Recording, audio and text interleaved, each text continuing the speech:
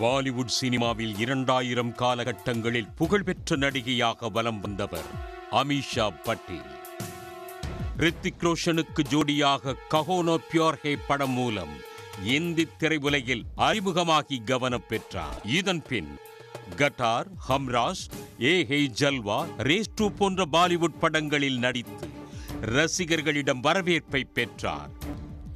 இவர் தமிழில் நடிகர் விஜய் நடித்த புதிய கீதை படத்திலும் நடித்திருந்தார். இதேபோன்று ஏராளமான தெலுங்கு படங்களிலும் நடித்து தெலுங்கு ரசிகர்களிடம் வரவேற்பு பெற்றுள்ளார். அமீஷா பட்டேல் கடைசியாக கடந்த ஆண்டு தௌபாதாரே ஜல்வா படத்தில் நடித்திருந்தார். இந்த நிலையில்தான் செக் மோசடி வழக்கில் அவருக்கு நீதிமன்றம் சம்மன் அனுப்பியுள்ள சம்பவம் பாலிவுட் திரையுலகில் பரபரப்பை ஏற்படுத்தியுள்ளது. திருமணம் உள்ளிட்ட நிகழ்ச்சிகளில் நடிகர் நடிகைகளை வைத்து கலை நிகழ்ச்சிகளை நடத்தி வருகிறது. கடந்த 2017ஆம் ஆண்டு டெல்லியில் ஒரு செல்வந்தர் வீட்டில் திருமணம் நடைபெற்றுள்ளது. இதற்காக நடன நிகழ்ச்சி நடத்த ட்ரீம் விஷன் ஈவென்ட்ஸ் நிறுவனத்தை திருமண வீட்டார் அணுகியுள்ளனர்.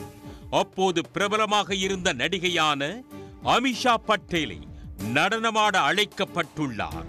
இதன்படி அமீஷா பட்டேல் 4 பாடலுக்கு நடனமாட 11 லட்சம் ரூபாய் வழங்கப்பட்டுள்ளது. திருமண ஏற்பாடுகளுடன் நடன நிகழ்ச்சியும் தயாரானது. அமீஷா பட்டேல் மும்பையில் இருந்து டெல்லிக்கு வர விமான கட்டணம், நட்சத்திர ஹோட்டலில் அவர் தங்க நிறுவனத்தின் செலவில் ஏற்பாடுகள் செய்யப்பட்டிருந்தன.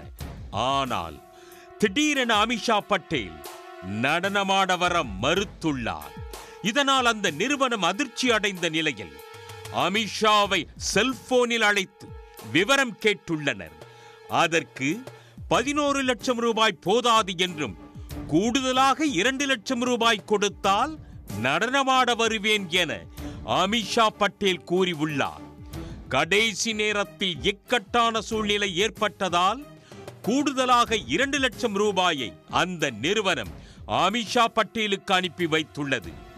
அமீஷா பட்டேல் வருவார் என அனைவரும் காத்திருந்த நிலையில் அவர் வரவில்லை. இதன் பின் பலமுறை செல்போனில் அழைத்தும் அவரை தொடர்பு கொள்ள முடியவில்லை. இதனால் அந்த நிறுவனத்தின் மீதான நம்பிக்கை மற்றும் பெயர் பாதிக்கப்பட்டது. இதையடுத்து திருமணம் நடந்து முடிந்து 2 நாட்களுக்கு பின் அமீஷா பட்டேலை அந்த நிறுவனம் தொடர்பு கொண்ட போது பணத்தை திருப்பித் தருவதாக நடிகை ஒப்புக்கொண்டுள்ளார்.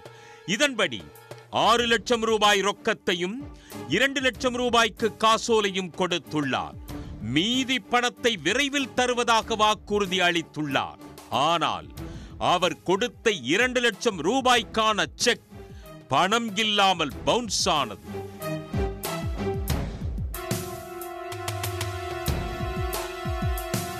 இதையடுத்து நடிகை அமீஷா பட்டேலுக்கு எதிராக அந்த நிறுவனம் 2017ஆம் ஆண்டே முராதாபாத் நீதிமன்றத்தில் வழக்கு தொடர்ந்தது.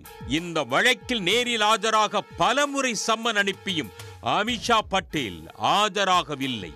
இதனால் அமீஷா பட்டேலுக்கு எதிராக பிடிவாரண்ட் பிறப்பிக்கப்பட்டது.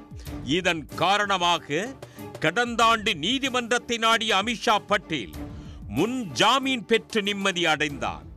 இந்த வழக்கின் விசாரணை தொடர்ந்து நடந்து கொண்டிருக்கும் நிலையில் மீண்டும் அவர் நீதிமன்றத்தில் ஆஜராகாமல் தவிர்த்து வந்தார்.